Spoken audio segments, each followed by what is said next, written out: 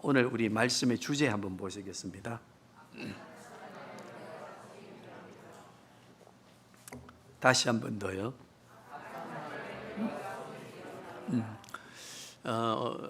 우리 예배에 관하여 좀 말씀을 드리려고 합니다.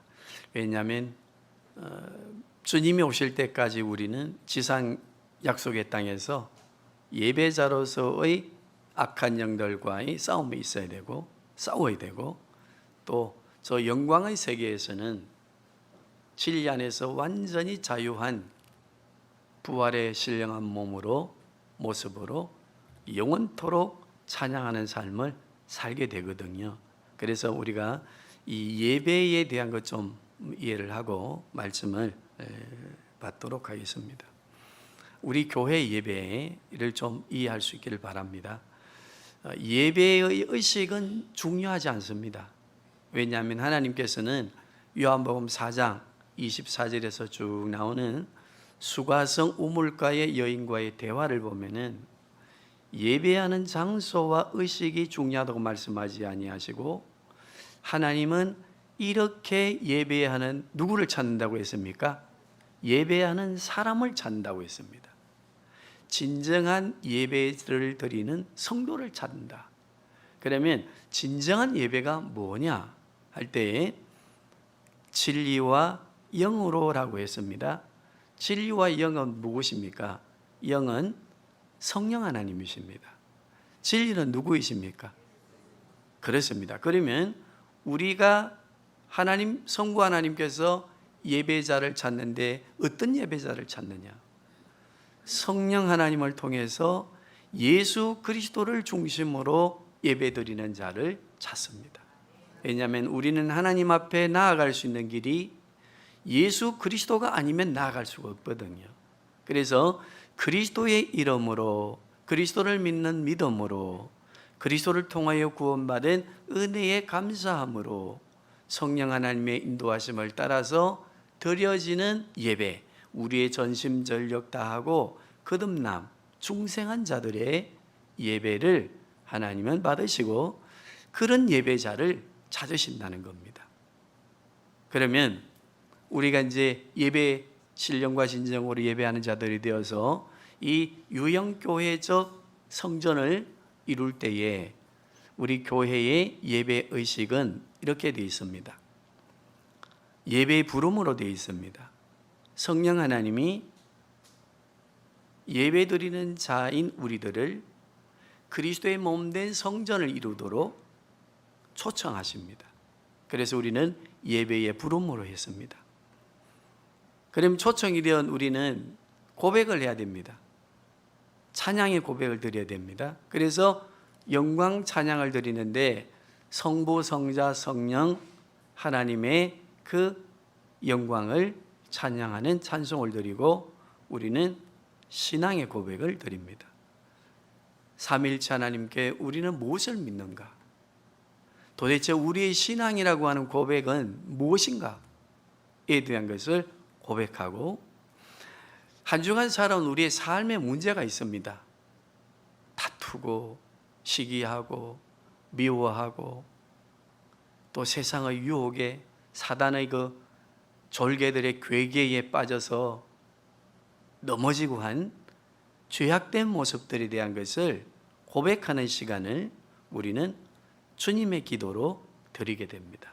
그래서 주님의 기도를 보면요, 하늘에 계신 우리 아버지여, 우리가 우리의 죄를 사하여 준 것 같이 우리의 죄를 사하여 주옵시고 우리를 시험에 들게 하지 마옵시고 우리가 영원히 그리스도의 이름을 찬양하게 하시옵소서라고 하는 우리가 기도를 드리지 않습니까?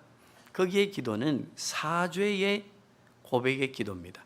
용서하게 하시고 용서하지 못한 죄를 용서해 주옵소서. 그리스도를 통해서 용서함 받은 사람으로서, 예배자로서 용서하며 살아야 되는데 용서하지 못하고 산 죄를 용서해 주시옵소서 라고 하는 고백의 기도를 드리게 되고, 우리가 이제 찬양을 통해서 또 한 주간 동안 지켜주신 하나님의 은혜에 감사하며 예물을 드리고 그리고 말씀을 받고 우리는 또 성령의 인도하심을 통해서 이 약속의 땅으로 나아가야 됩니까? 안 나가야 됩니까? 나아가야 되거든요. 권세와 능력을 가진 성도들로서 나아가야 되는 뜨거운 기도로 우리가 출발하게 되는 거. 그래서 우리 교회의 의식의 예배 구조는 그렇게 되어 있습니다. 조금 길지만은요, 저는 우리 교회 예배가 좋다고 생각합니다. 너무 한 시간에 매여가지고 이게 예배를 드리다 보면은 우리의 상황에 맞추어진 예배이지 성령 하나님의 인도하심으로 드려지는 그리스도의 몸된 성전 중심으로 하나님 아버지 앞에 드려지는 예배에 제한을 둔다고 하는 것은 굉장히 우리가 조심해야 될 하나의 또 성경신학적 의미가 있습니다. 그러므로 우리 교회 예배가 좀 길더라도 우리 성도님들 이해하시고 예배 드리는 의식의 예배가 아니라 예배자들이 될 수 있기를 바랍니다. 오늘 그 재미있는 그 이야기가 있습니다. 한번 따라해 보시기를 바랍니다. 예배는 머리로 드리는 게 아니라 감성으로 드리는 게 아니라 엉덩이로 드린다.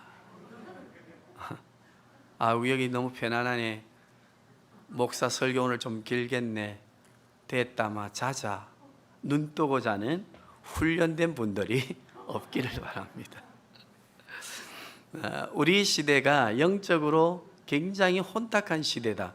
그래서 이 시대를 그 정서를 연구하는 심리를 연구하는 분들도 위기 시대라 합니다. 우리가 교회에 말씀을 연구하는 이들도 영적 위기 시대라고 합니다. 위기 시대라고 하면 우리의 삶의 정황에 있어서 일어나는 문제를 말하겠지만 영적 위기는 좀 더 다른 의미를 갖습니다. 어떤 의미인가 하면 창세기 1장 2절의 말씀을 보면은요, 하나님 성부 성자 성령 하나님께서 창조하시기 전 상태를 설명해 놓았습니다. 어떻게 설명해 놓았습니까? 혼돈과 공허함. 그것이 어디에 있었어요? 흑암의 깊음 위에 있고, 그때 누가 운행하셨어요?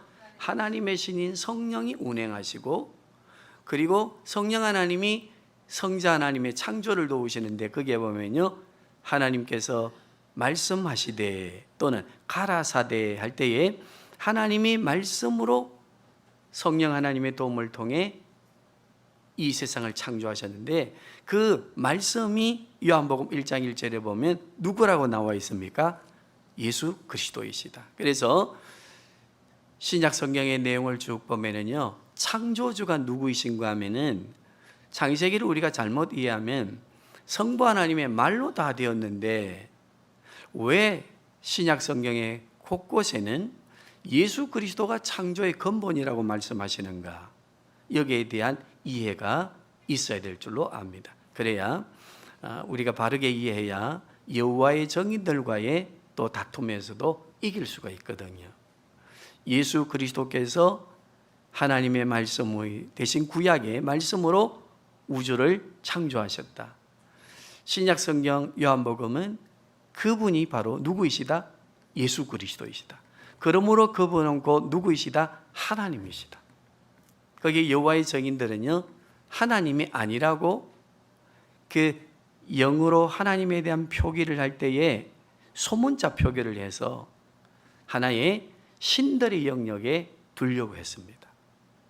그러나 우리 정통한 교회는 대문자를 사용하여서 하나님 할 때에 이 고유명사인 대문자로 성부 성자 성령 하나님이 동일하신 하나님이시라고 하는 것을 말씀하고 있습니다.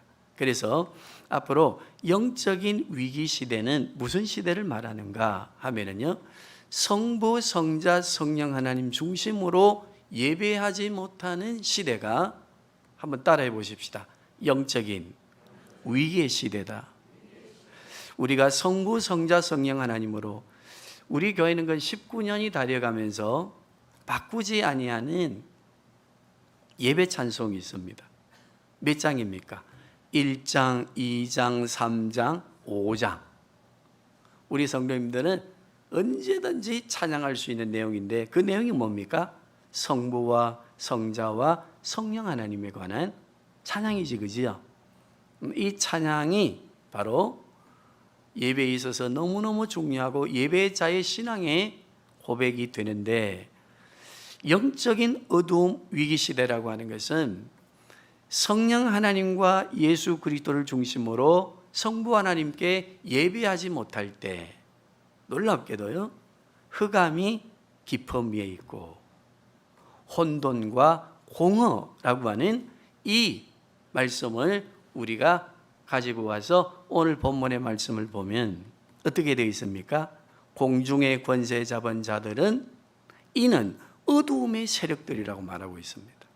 그러니까 우리가 삼위일체 하나님 중심으로 예배하는 이 예배의 원리가 구원의 개념으로 정확하게 이해하고 고백되어질 때 하나님 앞에 올바르게 예배하는 예배자들이 되고, 이 시대에 어떤 영적으로나 우리 삶의 여정에 혼탁하고 위기의 시대가 오더라도 넉넉히, 오늘 주제가 뭐였습니까? 일어서게 됩니다. 여기 선다고 하는 말은 무슨 말인가 하면, 서매로 비실비실하면 여기 섰다고 말할 수가 없어요. 어떤 분입니까? 열심히 운동하고 모든 면에 완벽한 건강을 가지고 목적을 향해서 뭐 한다는 겁니까? 일한다는 의미입니다. 행동한다는 의미거든요. 선다. 어떤 사람이 영적으로 예배자로서의 건강한 영적인 하나님의 사람으로서 일하게 되는가, 여기에 대해서 오늘 조금 말씀을 살펴보려고 합니다. 삼위일체 하나님에 관한 것을 이해하시고 우리가 이 말씀을 좀 이해해 보시면은 틀림없이 이 악한 날에 우리가 일어서는 자로서의 삶이 무엇인지를 더 이해하게 될 줄로 믿습니다. 자, 우리 10절을 한번 보시겠습니다. 시작.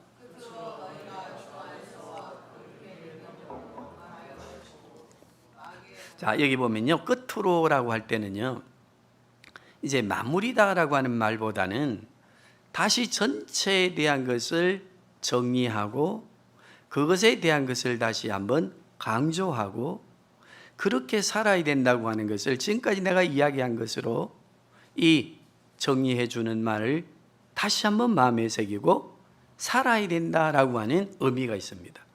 에베소서는 교회론에 관해서 더 집중적으로 기록한 말씀입니다. 그래서 교회가 뭔지, 교회가 어떻게 시작되었는지, 교회가 어떻게 살아가야 되는지에 대해서 알려고 하면 우리는 기본적으로 어디로 가야 됩니까? 에베소서로 가야 되는데, 에베소서 1장에서부터 1장 1절에서 14절을 보면은요, 교회 기원이 누구로부터 시작되어지는가 하면 성부와 성자와 성령 하나님으로 시작이 되어집니다. 그러면 오늘 이 10절에 이 말씀이 무엇인가 하면요, 너희가 주 안에서와 그 힘의 능력으로 강건하여 지고 했습니다. 여기에 강건하여진다고 하는 말은 무슨 단어인가 하면은 능동태로 시작한 강건이 아니에요. 우리 힘으로, 우리가 노력으로 강건해진다는 게 아니고 여기에 보면 수동태로 되어 있습니다. 그러면 수동태로 되어 있다고 하는 이 말을 설명해 드릴 테니까, 우리가 강건해지려면은 누구 안에 있어야 되고, 오늘 10절 상반절로 가보세요. 주 안에 있어야 된다. 자, 주 안에 있어야 되고 어떻게 했습니까? 그의 힘으로. 누구의 힘으로? 우리의 힘이 아니에요. 예수 그리스도께서 주시는, 성령 하나님을 주시는 통해서 주시는 능력으로 우리가 강건해진다 할 때에 능동태가 아니라 처음은 뭐로 된다고 했습니까? 수동태입니다. 은혜로 우리가 예수를 믿게 되고 예수 그리스도 안에 거하게 되고, 그리스도 안에 거한 우리가 성령 하나님의 능력을 덧입고 살아가는 그 삶 자체를 강건하여지고 라고 했는데, 그러면 이게 완료로 강건해진 게 한 번으로 끝나느냐? 아니에요. 여기에서 주어지는 게 뭔가 하면은 계속해서 그 강건함을 삶 속에서 어찌하라? 체험하고 경험하라. 그래서 우리 기독교는 무슨 종교이지요? 체험의 종교입니다. 체험의 종교가 강건하여지는 것을 그리스도 안에서 그리스도의 능력을 가지고 성령 하나님을 통해 항상 강건한 자녀의 권세자로 살아가는 삶에 대한 것을 말씀하고 있습니다. 그렇게 살아라. 그러면 그렇게 살려고 하면 어떻게 해야 되느냐? 자, 14절 시작. 마귀의 괴계를 능히 대적하기. 11절입니다. 시작. 마귀의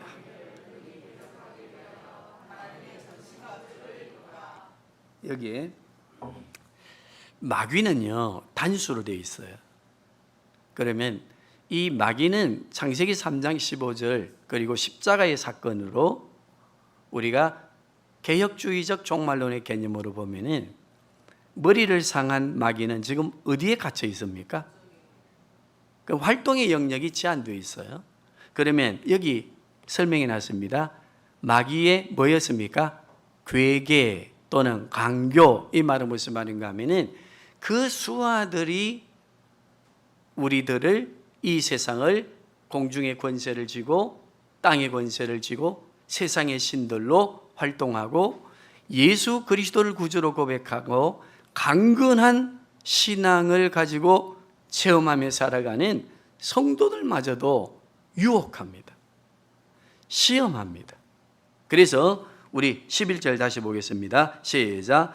마귀의 관계를 능히 대적하기 위하여. 여기 대적이라는 말은 싸운다는 말 아닙니까? 여기 내용의 말씀을 보면은 로마 군병들의 그 무장한 모습을 말씀하고 있으니까 그걸 연상하고 이해를 하면 더 우리나라 또 조선시대의 이순신 장군 싸움한 모습을 보면 그 갑옷과 투구, 검을 들고 싸우신 모습 우리가 생각해 보시면 되겠습니다. 그래서 능히 누구와 싸워야 된다?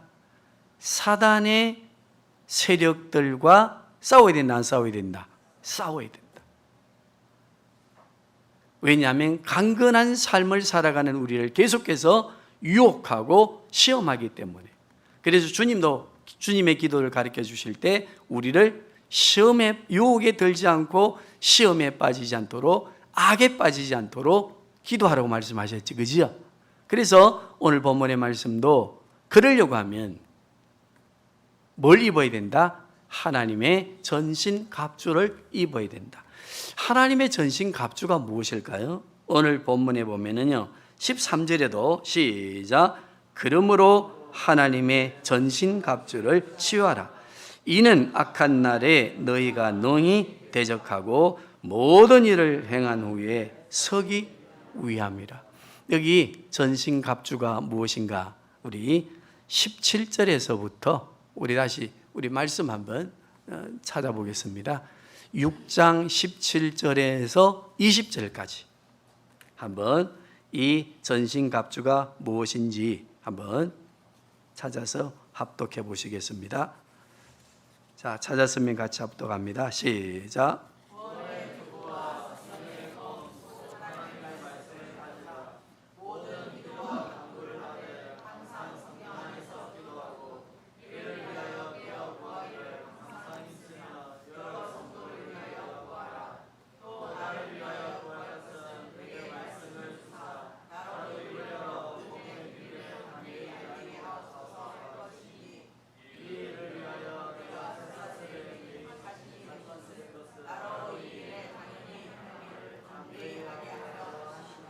자, 여기에서 하나님의 전신갑주를 설명하고 있는데 전신갑주가 무엇이었습니까? 성령 하나님의 금, 말씀의 금, 말씀 있죠, 그죠? 그 말씀 있는 곳에 누가 계십니까? 성령 하나님 계시고 말씀은 누구에 관하여 말씀하십니까? 예수 그리스도에 관하여. 그래서 성령 하나님께서 말씀의 금이 되시는데 말씀의 금이 누구이신가 하면은 예수 그리스도의 복음입니다. 그러면 그것을 가진 자들이 사단의 괴계를 이기려고 하면은 어떻게 해야 된다고 했습니까? 여기 보니까 성령의 충만함과 기도를 해야 되는데 어떤 기도를 해야 되느냐? 자신을 위해서만 기도하는 것이 아니라 누구를 위해서까지 기도한다? 나를 위하여, 사도 바울을 위하여, 또는 이웃과 전 세계의 열방을 위해서 기도해야 된다. 교회는 그렇게 할 때에 전신갑주를 입은 자들이 되고 능히 사단의 괴계를 어찌한다? 이긴다. 그리고 강건한 삶을 주 안에서 능력자로 계속해서 이 땅을 살아가게 된다. 그렇게 말씀해 주셨습니다. 우리가 금요일 날 누가의 그 성경 기록에 키워드가 있다고 했지, 그죠? 기억하시는 분들 다시 한번 정리해 보시길 바랍니다. 다른 건 안 없고 두 가지는 꼭 기억하셔야 됩니다. 말씀, 기도, 성령 충만, 문제 해결. 이게요, 누가와 사도 바울은 항상 동력한 분들이기 때문에 누가의 그 기록의 키워드가 사도 바울의 문체와 같습니다. 왜 그럴까요? 사도 바울은 눈이 어두웠기 때문에 항상 동행하면서 때에 따라서는 대필도 많이 했거든요. 그래서 사도 바울이 자기가 손으로 썼을 때는 친필로 내가 쓰노니라고 하는 것으로 따로 말씀해 주셨단 말이에요. 그래서 이 사도 바울과 누가의 하나님의 말씀의 기록을 보면은 빠지지 않는 게 있습니다. 성부와 성자와 성령 하나님. 하나님의 말씀과 기도와 성령의 충만과 문제 해결. 그래서 누가가 기록하는 사도행전을 보면은요, 기도할 때에 뭐가 열리기 시작합니까? 죽은 자도 일어나고 옥문도 열리고 성령의 역사의 도움이 계속해서 일어나고 있음을 강건한 사도 바울의 선교 여정에 대한 것을 말씀하시지, 그지요? 자, 우리가 말씀으로 이렇게 전신갑주를 입었다면은 세상을 분별하는 지혜를 가져야 되는데, 우리 여기 12절 한번 보시겠습니다. 시작.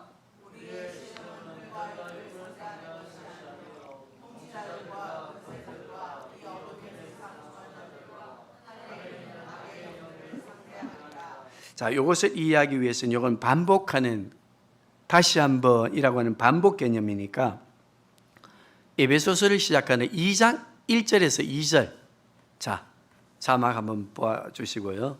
또 찾아서 우리 같이 합독하겠습니다. 에베소서 2장 1절에서 2절 시작.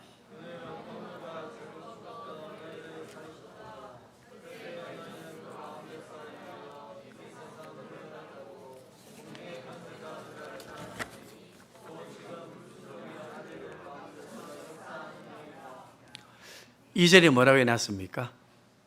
공중의 권세 잡은 자를 따르는 불순종의 아들들이었습니다. 누가요? 자녀들이었습니다. 우리가. 그런데 예수 그리스도를 구주로 고백함으로 말미암아 믿음의 강건한 하나님의 자녀들이 되었다라고 하는 것을 말씀하시는데, 여기서 전신갑주를 입은 하나님 안에서, 예수 그리스도 안에서 성령 하나님의 주시는 강건한 능력을 가지고 계속해서 성부, 성자, 성령 하나님의 은혜를 경험하고 사는 성도들은 시대를 보는 눈이 열려야 된다는 겁니다. 어떻게 열려야 되는가? 12절 다시 보겠습니다. 시작. 우리의 씨름은 혈과 육이 상대하는 것이 아니요. 시작. 통치자들과 권세자들과 이 어두움의 세상 주관자들과 하늘에 있는 악한 영들을 상대합니다. 여기에는 세상의 사상, 세상의 이념, 그리고 세상의 지식, 로마의 통치자를 의미하는 것이지만은 이 세상의 권력자들을 상대하면서 살아가는 것도 벅찬데, 우리가 분별해야 되는 게 무엇인가 하면요, 하늘과 공중의 권세와 땅의 권세를 쥐고 그리스도인들도 유혹하고 예수 믿지 않는 사람들을 불순종의 자녀로 만들어가는 이 어둠의 권세자들과의 싸움이 있어야 되는 것을 분별하게 된다는 겁니다. 그래서 우리는 이제부터 우리의 연약함의 문제를 붙들고 사단의 세력들이 그 연약함을 붙들고 우리를 무너뜨리기 위해서 공격하는 이 영적 세력의 공격 원리를 이해하고 우리는 전신갑주를 입은 자들로 지혜롭게 말씀을 통해서 분별하며 살아가야 됩니다. 사단은 첫 번째 이 땅에 죄악이 들어오도록 할 때에 무엇으로 변장했습니까? 뱀으로 변장하여 하와를, 아담을 넘어뜨리고 이 땅에 죄가 오도록 했습니다. 사단의 세력은 공동묘지에 나오는 머리 풀고 하얀 소복 입은 그 귀신으로 나오는 게 아니라 놀랍게도 우리의 혈과 육이라고 하는 이 연약함, 이 부족한, 채워도 채울 길이 없는 이 우리의 욕심과 욕망으로 가득 차 있는 육체를 붙들고 그것을 통해서 우리에게 공격해 오는 흑암의 세력을 알아야 된다. 그러려고 하면은 우리가 어떻게 해야 된다고 했습니까? 하나님의 뭘 입어라? 전신갑주를 입어라. 하나님 말씀의 전신갑주를 입은 이들은 세상 세대를 분별하는 지혜가 생기고 아울러 누구를 분별하는 능력이 생긴다? 영적 세계를 보는 능력이 생긴다. 얼마나 이 말씀에 이어서 사도 바울은 준엄하게 우리에게 말씀하시는지 한번 고린도 후서 13장 5절에서 6절을 찾아보시기 바랍니다.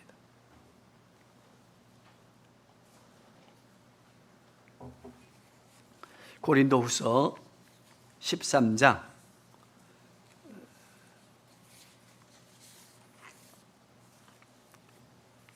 5절 6절 시작.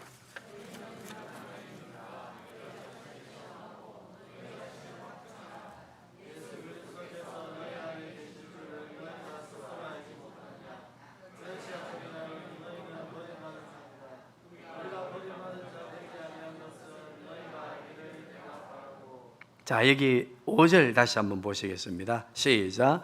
너희는 믿음 안에 있는가? 너희의 자신을 시험하고 너희의 자신을 확정하라. 예수 그리스도께서 너희 안에 계신 줄을 너희가 스스로 알지. 안다는 거예요? 모른다는 거예요? 안다는 거라. 다른 사람은 몰라도 성령을 통해서 나는 알아. 내가 진짜 예수 믿는 사람인가? 그 확정과 확신을 뭐 해보라고 했습니까? 살펴보라.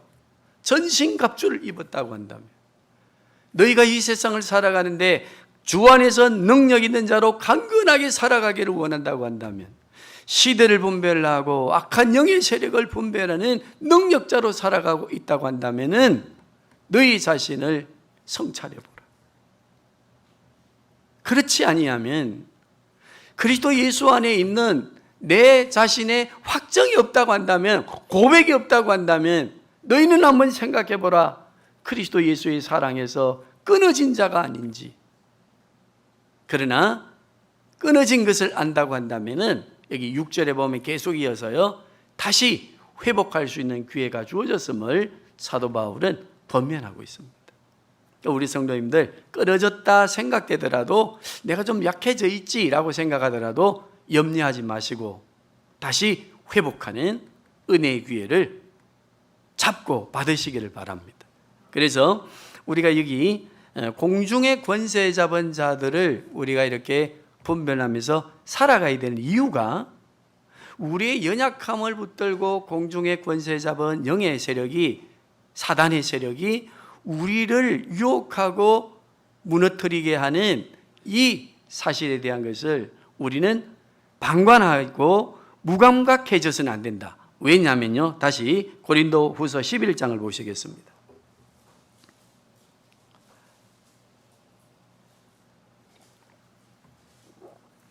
13절에서 15절입니다. 시작.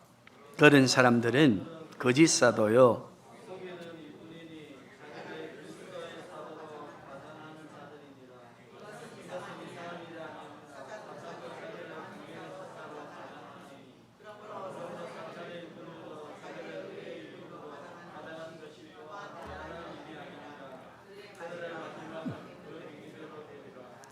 이게 굉장히 중요한 말씀을 하셨죠, 그죠? 고린도 교회를 향해서 또 우리 교회를, 이 시대를 살아가는 성도들에게 말씀하십니다. 이상한 일이 아니다. 영적인 분별력을 가지고 살아가야 되는 것이 이상한 일이 아니다. 왜 이상한 일이 아니라고 했습니까? 교회 안에 정통한 교회의 목회자의 모습을 가지고도 어떻게 변장했어요? 그렇습니다. 누가요? 그런 자들 있다는 겁니다. 어디 안에? 교회 안에. 그리고 지도자들에게도. 그래서 요한복음 10장 10절에 보면은요, 사꾼이라고 하는 말씀이 나오고, 예수님께서도 왜 광야로 나가느냐 말씀하시면서 거짓된 지도자들을, 미혹해 하는 자들을 조심해야 된다 말씀하셨죠. 우리가 이단에 대해서는 경계령이 분명합니다. 그런데 무서운 게 뭔가 하면요, 정통한 교회의 모습으로, 성도의 모습으로, 목회자의 모습으로 교회 안에 있다고 하는 이들의 분별은 굉장히 잘 되지 못하고 우리가 거기에는 굉장히 속수무책입니다. 그러나 사도 바울은, 이 에베소서를 기록하고 있는 사도 바울은 우리에게 말씀합니다. 이상한 일이 아니다. 주님이 오실 때까지 그런 일이 일어난다. 그러므로 너희는 강건하여지고 전신갑주를 입고 시대를 분별하고 악의 영들의 세계를 분별하는 능력을 가지고 사단이, 세력이, 흑암의 세력이 광명한 천사의 옷으로 과장하고 교회 앞에 있지 않은지를 분별해야 된다. 그리고 너희도 그런 자들이 되지 않아야 된다 말씀하십니다. 자, 이 본문의 말씀을 이해하셨다고 한다면 우리가 한 가지 제가 정리해드리고 마치려고 합니다. 지금 한국 교회 안에 유튜브를 들어보면 성도들이 많이 듣고, 어제도 어떤 분이 전화가 와서 질문을 하고 또 대화도 했습니다만, 죽었다가 살아나서 천국을 보고 온 사람, 또 유체 이탈을 통해서 죽은 사람들과 만나고 오고 영들의 세계를 경험하고 오는, 소위 말하는 이 이성과 영의 세계를 경계선 없이 동일시하게 왔다 갔다 하는 사람들, 구약 성경에는 그런 사람들을 영매자들이라고 했습니다. 그런 사람들 어쩌라고 했습니까? 죽이라고 했습니다. 왜? 가나안 종교의 신들이 그런 영매를 다 가지고 있었기 때문에. 그러면 우리 성도님들, 앞으로는 사단의 세력의 교회를 향한 유혹이요, 어떤 유혹이 많은가 하면은 죽었던 사람을 만나고 오거나, 또 영의 세계, 공중의 권세 잡은 영의 세계를 체험하고 와서 교회 안에 그것이 영적인 세계라고 말하는 것에 굉장한 혼란을 줄 수 있는 것이, 계시록을 공부해 보시면은요, 마지막 시대에 나타나는 현상 가운데 있습니다. 우리 성도님들, 이것을 분별하는 것을 말씀드릴 테니까 딱 마음에 기억하시고 시대를 분별하면서 강건한 그리스도인의 삶을 살아갈 수 있기를 바랍니다. 영들의 세계, 여기에는 우리가 영매적인 요소를 가지고, 또 심리학자들도 융 같은 사람은요, 그 동시적인 세계, 자아라고 하는 이성의 경계선을 무너뜨리고 영의 세계를 들어갔다가 왔다 갔다 하는 것에 대한 것을 이야기했거든요. 그러면 그 세계가 우리가 말하는 영의 세계, 하나님의 나라, 그리고 먼저 간 의인의 영들이, 예수 믿는 의인의 영들이 가 있는 그 세계를 말하는 것인가? 아니에요. 우리가 성경에서 하나님의 나라, 성경에서 우리가 갈 영광의 세계를 설명하고, 예수 믿는 사람들이 육체를 땅에 묻고 영원히 하나님의 나라로 갔을 때에 그 하나님의 나라, 영광의 나라와 지금 영매적 개념을 가지고 보고 오는 자들의 그 영적 세계와는 같을까요? 다를까요? 완전히 다릅니다. 어떻게 다른가? 제가 서두에 삼위일체 하나님에 대한 것을 강요했습니다. 우리는 영의 세계를 분별할 때 삼위일체 하나님의 그 말씀을 이해하면서 분별해야 됩니다. 우리가 가는 영적인 세계를 경험하는 계시록이나 사도 바울이 경험하고 온 그 영광의 세계는 어떤 세계인가 하면은 죽음을, 육체를 땅에 묻고, 그리고 예수 그리스도를 믿는 믿음의 은혜를 덧입고 구원함을 받은 자가 성령의 인도하심 속에서 영광의 세계에서 누리는 그 하나님의 나라를 의미합니다.